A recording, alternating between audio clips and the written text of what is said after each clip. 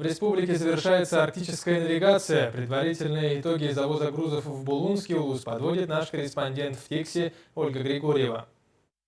В этом году в поселке Тикси Булонского района навигация началась с августа месяца и продолжается по настоящее время. Во время навигации велась работа по поддержанию и инфраструктуры в рабочем состоянии, перезагрузочной техники, здания, сооружения и текущий ремонт причалов. Наш порт посетили 15 судов с генеральными грузами. В итоге грузопереработка порта составила около 8,5 тысяч тонн груза. Остаются на сегодня незначительные объемы работ по обустройстве причала в Нееловском заливе.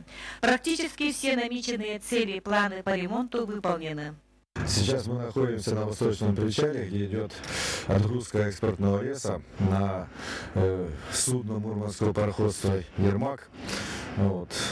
Впервые за последние 5 лет возобновились экспортные отправки леса.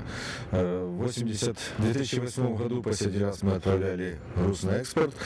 В этом году поставки возобновились. Всего 2000 кубов, извините, леса идет на экспорт. Но мы надеемся, что это, так сказать, первая ласточка.